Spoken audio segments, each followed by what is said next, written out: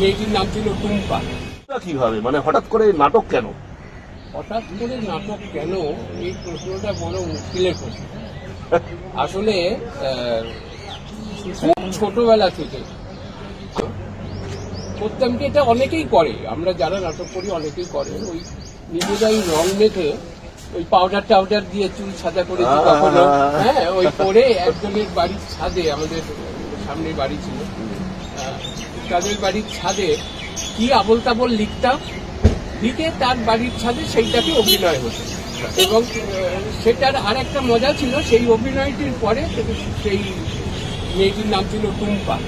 তো যাই হোক, তার মা অনেক কিছু রান্না করে, সুধামাসি, তিনি অনেক কিছু রান্না টান্না করে আমাদের খাওয়া দিল আর কি।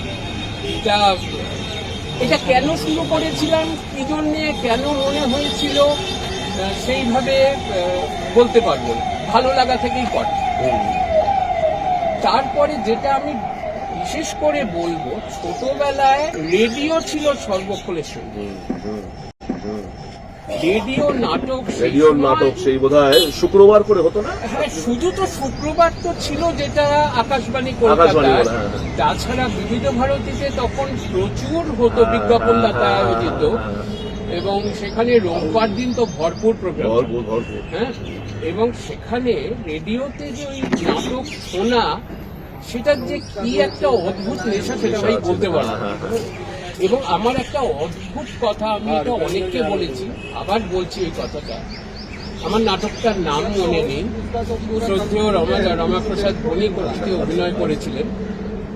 তা সেই নাটকটিতে ওনার চরিত্রটি ছিল একটি জোকারের, বেটে মানুষ যার ছেলে মারা গিয়েছে, এবং তিনি ওই ছেলের জন্মদিনের দিন তার ছেলের কবরের কাছে যান এবং গিয়ে নিজের কান দুটো খুব নাড়িয়ে ছেলেকে হাসানোর চেষ্টা করেন। রেডিওতে কান নাড়ানো আমি ওই প্রথম শুনি। আমরা কান নাড়ানো দেখতে পাই, কান যে নড়ে সেটা শুনবো, সেটার অবশ্যই মিউজিক্যাল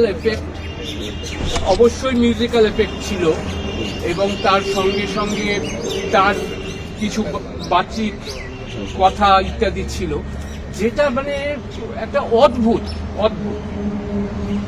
অসামান্য শিল্পী ছিল।